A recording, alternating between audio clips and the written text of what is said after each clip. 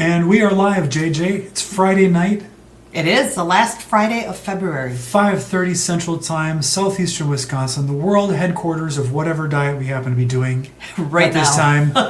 It used to be the World Carnivore headquarters, but that has moved locations. Where would you say it is now? I would say that it's somewhere near the Dells.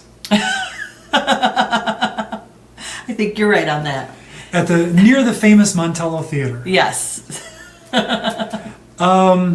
So I've been off carnivore now for 9 weeks, something like. Mm-hmm. And I finally have blood lab numbers that represent that period of time. Mm-hmm. So we can see what the changes look like inside of my body. And you specifically left carnivore to get certain results with your blood labs. That is true. It was not the only reason. Oh, yeah. I had symptomology that I wasn't liking. That's true. But I also wasn't liking my numbers. So when you don't feel good and your numbers are wonky, make a change, see what happens. But I would say that the change has not been without its problems. Mm-hmm. So I've been making some changes on what I'm going to do. Now, I just watched a video done by Neely, Indigo Neely's channel, right? Indigo Neely. And she left carnivore, or she left keto 2 years ago and moved into more of a bioenergetic Okay. sphere. She said she did it where, like, first she increased her carbs to 100 grams for like 6 months, and then it was 150 grams for 6 months. Now, 2 years later, she's very high carb, very low fat. Yeah. I did not do that. I went kind of to 250 grams of carbs. I was even trying higher than that for a little while, but it was just unmanageable for me. But I settled on around 250, and I maintained that for quite a bit of time. And so these numbers will be representative of what that did to my metabolism. Yes, and we want to be really clear to your specific metabolism. Yes. It may or may not. We are do saying it nothing yours. about what you should do, or even whether I should have done it or not. Yeah. Hi, Annette. It's good to see you. Hey. Introduce yourself in the chat, unless you don't like attention drawn to yourself. Well, you could also say, "Don't talk to me," but here I am. Yeah, you could do that. If you're like, please don't share this live on the share. live stream, we won't. No. We'll just go right past it. So, I had my blood drawn on February 12th. I had to wait a week and a half to get the results because these go through the Cleveland Clinic for some reason. You went for the same blood pull and you had results in 2 hours. They were the next day, less Yeah, it was 24 quick. hours. I've never had them that fast, but it was super quick for me. Yeah. So my inflammation, there was more than this, but I just sort of picked these. The HSCRP is the one that people are going to be most familiar with, and it was always kind of okay, under 1. You never see it under 1. No, I don't think I've ever seen it in my life under 1. So it's one of those cases where I actually have a better number than JJ does. Totally better. And that's an encouraging one because that's an inflammation number that you don't want to see high. Right, and some people really put a lot of their marbles in the inflammation bucket. Like, that is the thing that causes heart disease. Right, yes. And that's the thing they're trying to avoid at all costs. And many would argue that in this context, all the other numbers probably don't matter that much. I don't know. We don't know. Yeah. The LP-Pla2 activity is a coronary disease risk factor.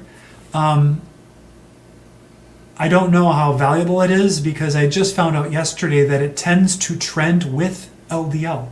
So if your LDL is high, this number will tend to be high because this is released from LDL. Oh, okay. And if your LDL goes down, this tends to go with it. And then I was like, well, I wonder if this is one of those markers that the statin industry really likes because their drug makes it go the right direction. I don't really know. Hi, Michelle. It's good to see you. Okay, so... Oh, wait. Go back. So, but you have a change in that. Yes, I had a change. It was at 291 back in June. It went up to 322. I was doing high fat, trying to be in ketosis during that phase where the November labs were drawn. And all of my numbers just shot through the roof. All the lipids went through the roof. And so the LP plateau went through the roof because my LDL was very high, which we will see in a minute. Okay. But you can see now that it's come down to 134, It's not which is not optimal. optimal, but it's closer. 123, closer. 123 is high, but you can see it was 3 times that. It was terrible. Yeah. All right, so the lipids. So my HDL had actually been quite good back here in June. It was 69, and then it came down, and I don't know why. And then it just stayed the same. And if I'm remembering, your June number was pretty good for you. It was very good for me. Because you're... Maybe the best I've ever seen. Yeah, I feel like you're usually in the 40s, aren't you? For HDL? No, I was always in the 30s. Oh, okay. And then things changed last year, and they started to show up in the 60s. And then all of a sudden now they're back down in the 40s, but I'll take it. Because it would not be uncommon for me to see 33. Or Okay. Okay. Doesn't matter, I don't know. Trigs, you will all you will know how excited I was to see a 99 because I've talked about it incessantly on this channel. Well, maybe not incessantly, but repeatedly. And you can see back in June it was 175, and then in November it was 220. This is when I was doing high fat keto carnivore, and everybody else who does that, their trigs come down because trigs are an indication of insulin resistance. And in me, they went way up. And so that was the number that where I was like, I need to make a change. I've got to rethink how I understand metabolism because I'm not content with this. Well, and you sort of alluded to it. Your trigs have never been good. No, only when I was on a statin. Yeah. Really good. Yeah. So this 99 is huge, like you said. Yeah. And I am not on a statin. No. But yeah, so So that was a big win. Now, many on low carb would be like, well, that's terrible. It should be 50 or 75 or 30. Well, I take the wins I can get. Okay, so LDL came way down. You can see that last November it was 406. Many people would say, I don't care about my LDL, or they'll say, higher LDL, you live longer. And that is a fair thing to say. I don't know whether it's true or not. There is a study that shows that, but there's studies that show the opposite. I'm not an expert, and I'm not going to tell you what to believe, but I was able to manipulate my lipids in a way that I predicted, and then it happened. So I was happy to see that. Whether the LDL matters or not is a different question. Small LDLP I do think matters. And you can see back here in June, it was over 11,552. And what that means is that was the max that their test could count. And mine was above whatever the max they could count. And it had been above the max that they could count basically the entire time I was carnivore. So, and in June you were just doing what would be a normal carnivore for you, just like eating meat. Yeah, it was probably 65% of calories from fat. Okay. Then, in the very high-fat phase, the test wasn't performed. They drew the vials, but for whatever reason, they didn't actually get any numbers. So I don't know, but it wouldn't have been any better. And now you can see that it's cut way, way down. Now, it's not great. They want to see it in the less than 467, and I'm in the middle and the sort of moderate zone. But honestly, it's the first time I've ever seen small LDLP anywhere close to this, even when I was on statins. And on your app, a lot of these numbers are usually red. Yes. And this, I think, was in the yellow. It was a yellow. So, yes, a yellow number versus a red number. So that was exciting. So it was exciting. If I want to understand something. Yeah. It's not exciting in that I think these mean that I'm in less risk, or that the previous numbers meant I was at more risk. I don't know that they can tell me that. What I was excited by was I made a change to my diet formulation in order to make this happen, and it did, because I understood I started to really truly understand how it all worked. Now, I could have understood it by reading it about it, but until I actually did it, So anyway, the LDL size had been kind of just above the threshold of optimal. This is sort of that big fluffy that we're supposedly aren't as bad for us as the small pernicious ones. And so I was able to get the LDL size up. It did come down slightly, but still above in the optimal range. Okay. So all of that was very interesting and good what happened was what I wanted to happen. All right, so moving on. You pulled the levers. And they responded. Yeah. Metabolism. So my glucose, fasting glucose was 99, which wasn't super great. It was 99 the last time, and it was 101 the time before that. Kind of shows that for whatever reason that if I fast that long, my liver doesn't like it, and it makes it that level. I think it was higher. This, it's all coming back to me. I think it might have been higher. I know we don't have numbers pre-June, but it's that summer that we changed when we ate. Oh, that's true, yeah. So I think the 101 might be an improvement on the previous lab results. It might have been a but little I'm not bit, sure. but I had been also around this time wearing a CGM and seeing my morning glucose rise, and then I would eat my carnivore meal, and then I would just watch my glucose steadily go up over And then- the course of hours. And then it never came Yeah. all the way back to baseline the whole day. Yeah, unless I fasted. Yeah. And eventually it would start to return back down. But that was something I did not think was healthy or good, and I don't care what anyone else thinks, because I'm the one who has to live inside this bald head. My A1C came down from 5.6 and then 5.5, and then on this high carb it came down more to 5.3. I had just had better glucose control because I actually had any insulin being provoked, which was part of the experiment. My estimated average glucose, which I guess is based on this, was 107 compared to in the past. Still, not great, but fasting glucose is kind of more the measure, I would guess. So, interesting data point. And then my insulin was 5. So it had been 5, it had gone down to undetectable on that super high fat phase. Obviously there was some. You have to have some. And then it's back up to 5, but there's nothing wrong with that number.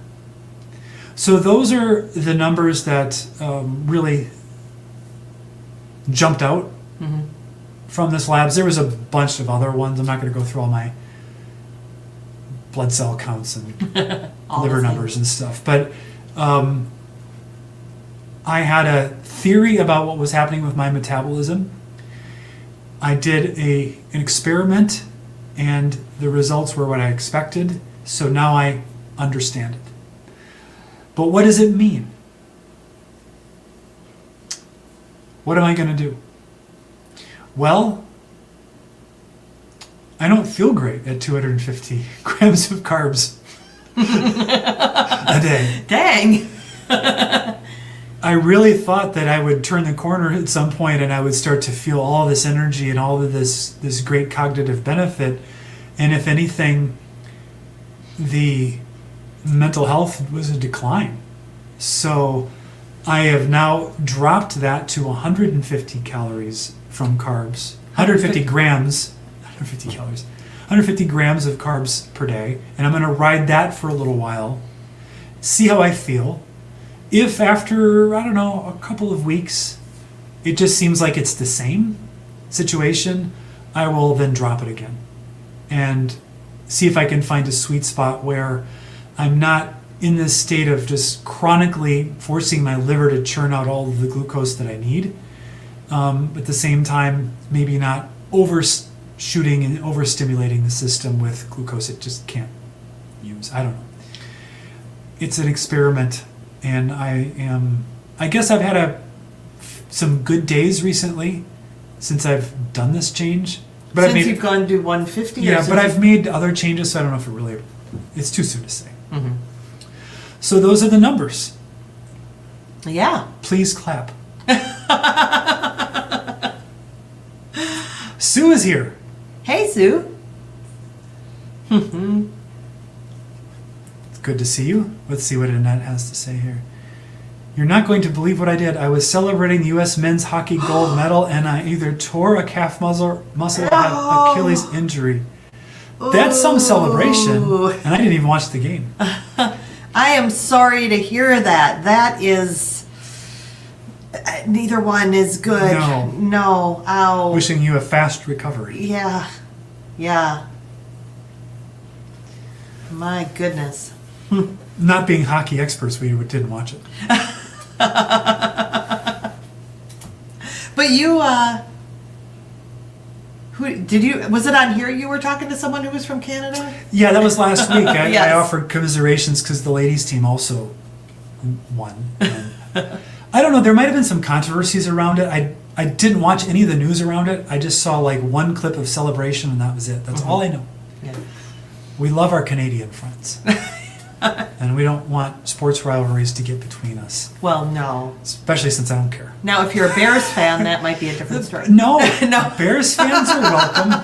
No, that is true. We had... Because we put people's health, vitality, and Yes. fitness far above loyalties to sports teams. Yes, we had Carnivore Chan's in our heart. That's right. Yes, and he was a Bears fan. Oh. Oh, my goodness. But we are without the Olympics now.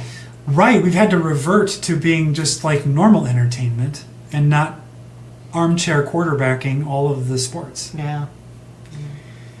So those were my blood labs. You were there with me in the car when I opened up the results. Yes. Because I got a notice they were in, and that always makes me super nervous. Mm-hmm. And so I had to just open them and get it over with. But then there was some interesting good things in there. Yeah. I did have a consult around those numbers, and I'm sleeping on that. I'm cogitating on it. I'm not making big shifts quite yet. Yeah. I think that's wise to not make any big shifts right now. Mm-hmm. If you do make a shift, make it a small one, like you were talking, a little more measured. But it's really tough because, you know, we've said it before, no one really knows. It's really hard to determine what the best course is. Many will speak with extraordinary confidence. Yeah. And they'll declare what the truth is. And I just don't think that the evidence is strong enough on any side of it to really truly know. And it's been so obscured also by competing interests. Yeah. And I don't blame a corporation wanting to make a profit, but I also understand that motive can make them a little eager to get results that they want to get in their testing. So it's a bit complicated. It is complicated. But I think the important thing is that I take this back to when I was pregnant. So if you're a female, if you've carried a child, you may have had this similar situation where you tried to do what you could so that if something happened during the pregnancy or something happened to the baby, you knew you did your best.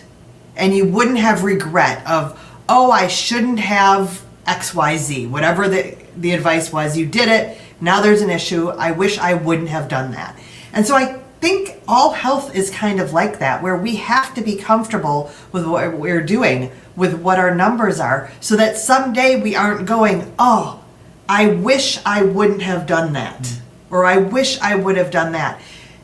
Again, it's all based on ground that's kind of shifting and hard to find, but mostly we have to be comfortable as we can with what we're doing. And the results we're getting, whatever results you're measuring. I was a very sort of materialist, sort of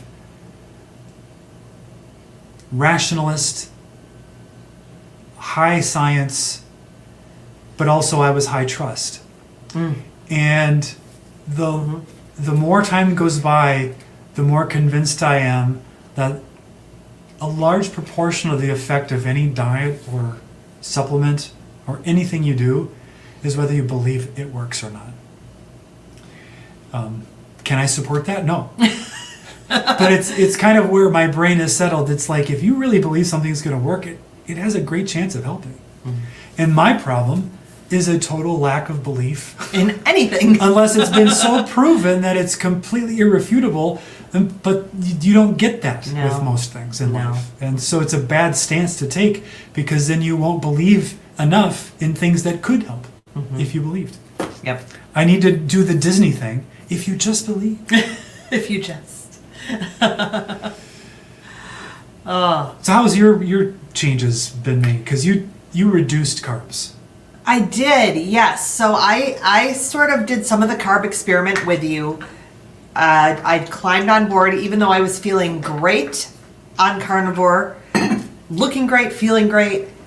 Again, there were some numbers I wasn't comfortable with. Not too bad, but things I wasn't comfortable with. So I was like, well, let me test this theory around, adding carbs back in. And I did.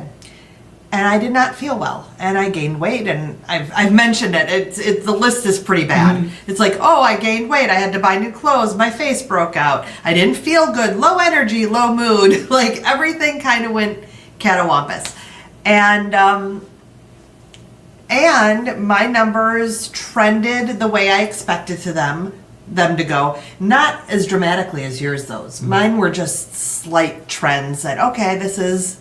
But you didn't go as crazy with high carb as I did. But I did not. No, I did not.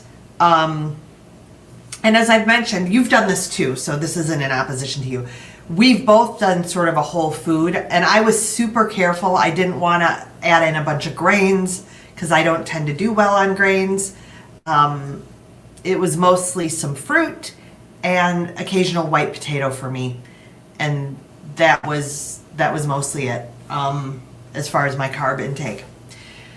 So anyway, after I got the blood test done on February 12th, I was so happy because then I could reduce my carbs. I didn't want to do the experiment in vain and not get the blood test done.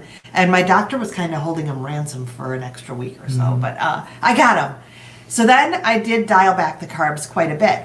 But I'm kind of caught between these two paradigms right now, where again, I felt so good on carnivore, and I know our friend Melanie's like, yeah, I kind of wonder why you just don't do that, and I hear you. But I do right now feel like I want that daily, a little insulin response. So what I'm looking for right now is more metabolic flexibility. Now I might decide to go deep ketosis at some point. I would not rule that out at all. But right now I'm looking for metabolic flexibility. So what that looks like to me at this moment is a little bit of fruit. And let me back up a second. We recently watched a video from someone who's into the bioenergetics. What is his name? What is the Vitality? Amplified Vitality. That's it, yeah. Is the name of his channel. Amplified Vitality. And what he was talking about in his most recent videos was very interesting to me because he was talking about the metabolic flexibility that I've been trying to verbalize with you for months, a couple months now. And he recommended, I was kind of doing a version of this, but he's got it very clear. He was recommending maybe do fruit only, fruit and dairy for your first meal. And then as you go through the day, your second meal or snacks or whatever you're doing, that's lower carb, but still low fat, right? You don't want high carb, high fat in the same meal. And then by the evening, you're eating a higher fat meal so that you can go into a light ketosis overnight. And that's what I had been trying to do, is get into that light ketosis overnight. So the last week, I've been following that exactly. So I, for breakfast this week, have been having about 175 grams of grapes, along with a kind of a mocha drink that I make up. And so do you have my graphic? Yeah. I can just show that. So I've been having basically 50 grams of carbs. I put it into Chronometer before we got on today, and it turns out that it's about 50 grams of carbs that I'm having for breakfast. So again, this is 175 grams of grapes, and then I'm having some A2 whole milk in my mocha drink. I'm having a little cocoa in there, a little allulose in there. mixing it all up, and it's a pretty good breakfast. I don't know what my blood sugar does during that time because I'm not currently wearing a CGM. We did for weeks and weeks and weeks, and I'm still on a break. But I did test 2 hours later today. I had breakfast at 9 a.m. 2 hours later, my blood sugar was at 88. So I feel like I'm getting that good blood sugar response from the carbs, that it's going up. I don't know how high, and it's coming back down to a nice baseline in the 80s. And it doesn't make you shaky or anything. I don't feel shaky. I thought I would have some, not shaky, but I thought I'd get hungry because it's not a lot of food. I thought there'd be some backlash from having this naked, well, there is some protein and there is some fat in the dairy, I guess. That probably attenuates it a little bit. But yeah, so 2 hours later, 88 gram, my blood glucose was 88. And then for lunch, I had sort of a Cobb salad, right? And I did put a little bit of lettuce in, but that's basically chicken breast, eggs, bacon, blue cheese, like a little handful of lettuce, some vinegar and oil. So that was my lunch. And then for dinner, what I've been having lately is either my steak and my sauerkraut at dinner, or I made that chuck roast that's got a kind of a chili mole type sauce in it. So there's a little bit of carb in there as well. But again, moving from a carb-based breakfast to more of a fatty dinner. And here's what he also recommended, which I have been doing. To my dinner, I've been adding a little MCT oil. I've been having about 10 grams of MCT. And some people might be like, oh my gosh, that creates confusion in the system. Your body's burning the ketones before the fat, all of this. And I'm like, yeah, it's an experiment. And it's a small amount. And what I've been finding is I'm eating that dinner about 4:30 usually. And so at 9 o'clock, my blood glucose is usually around 90s, low 90s, and I've got about 0.5 ketones. And then in the morning I wake up and my blood sugar is around 90 and I've got 0.5 ketones. So I am maintaining that ketosis overnight. My blood sugar is not going crazy, and mostly I've been feeling pretty dang good this week. This week's been pretty normal. You saw me doing high kicks today. Yeah, that's right. The high kicks are back. Higher carb was lower kicks. Oh my goodness. So I will experiment with this system for, like you said, a couple weeks probably, and just see where it goes. And then reassess there. I don't know. Yeah. So that's what I'm doing. Yeah, your energy's been great. Yeah. And I like it. And I don't believe I've lost any weight, but I am feeling less puffy in the morning doing it this, like I'm just, like when I wake up my waistline feels better and everything. So it just, yeah, so far it seems to be working decently. Good update. Yeah. So your mental health is great.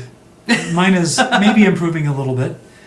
I'm still getting the occasional little adrenaline thing, but maybe that's going to start to fade a little bit.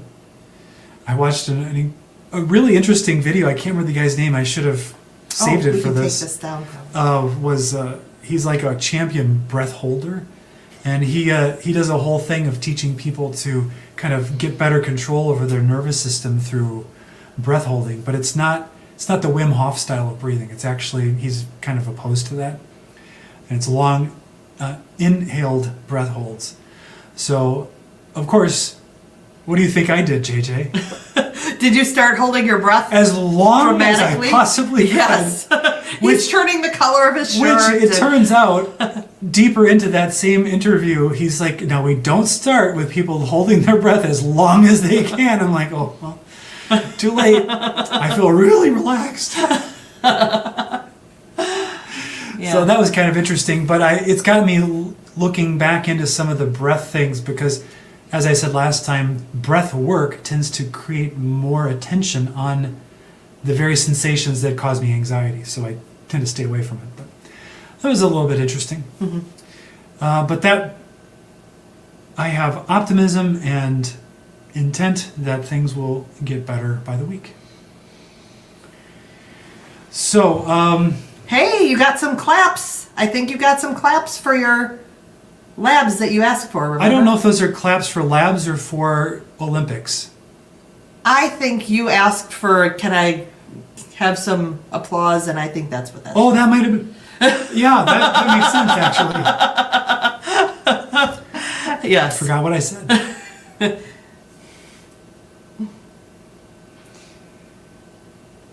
So, how many of you are now eating more carbs than you were maybe last year this time?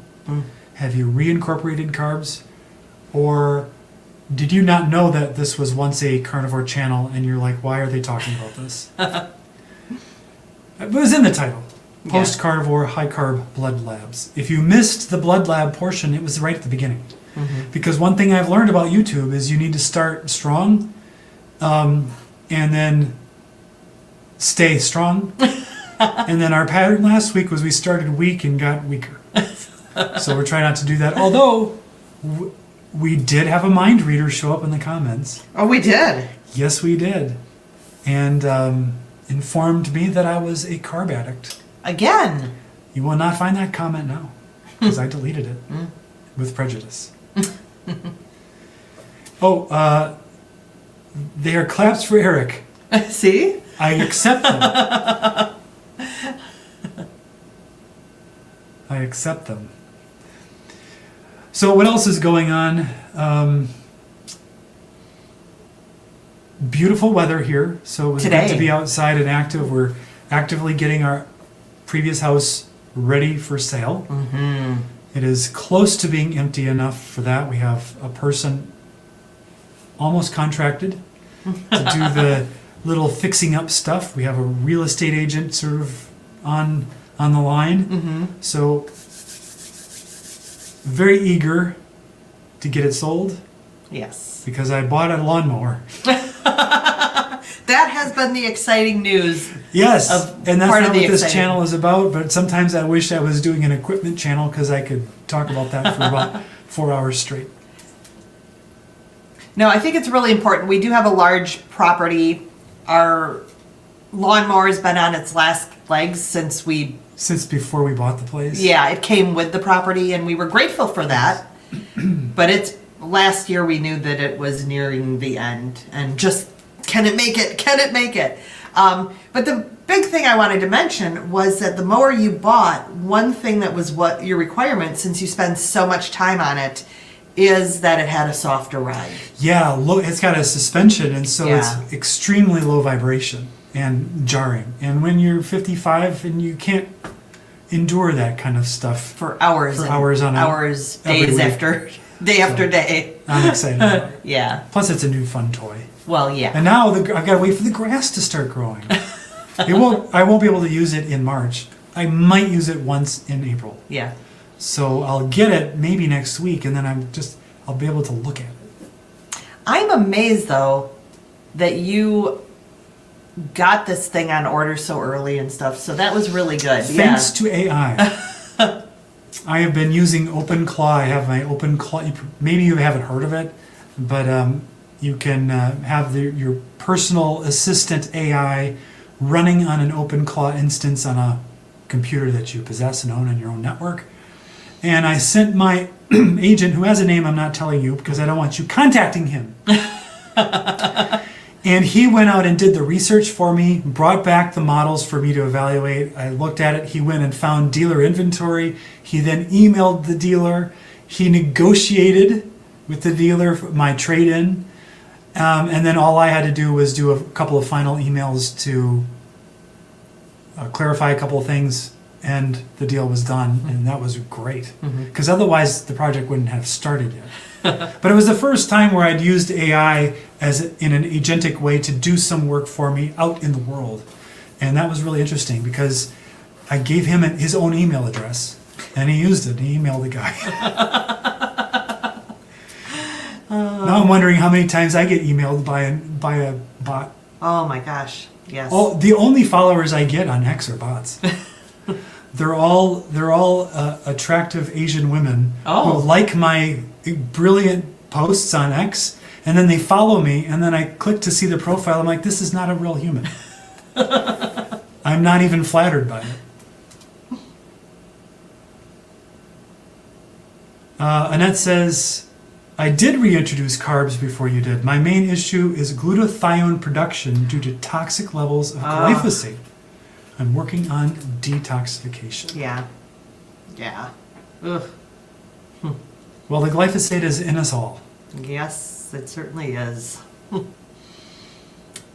Yes, it certainly is. I was thinking about the plastics that we consume constantly. Yeah. Because I have a war going with the cutlery basket in our dishwasher. Oh, I did not know. I'm the dishwasher operator, and so this is a GE brand monogram. So it's like their fancy dishwasher, and I have been wholly unimpressed with it. From connecting it to its useless app. To actually using it. It does get the dishes relatively clean, but I've never had a dishwasher that didn't really, more or less. But the stupid cutlery basket is it's modular, and they kind of hook together the modules. Oh, yes. And every time I take it out, one of them falls off. And I'm like, who designed this, and why did they hate me in particular? And then I was like, I need to get a different one. But then I started researching. They're all made out of plastic. So I'm like, well, should we be washing this plastic thing over and over again? And then I'm like, what am I talking about? The whole drawer is coated with plastic. Mm-hmm. The cleaner wheels are made out of plastic. Mm-hmm. It's a joke to try to think I'm going to get the plastic out of there. Yeah. And then I just saw that Rhonda Patrick said, get rid of all of the black plastic utensils you have. Because those are like 5 or 8 or 10 million times more carcinogenic. Oh. And I was like, okay, well, I don't know if we have any of those. We have one spoon. Well, only use that when your enemies are over.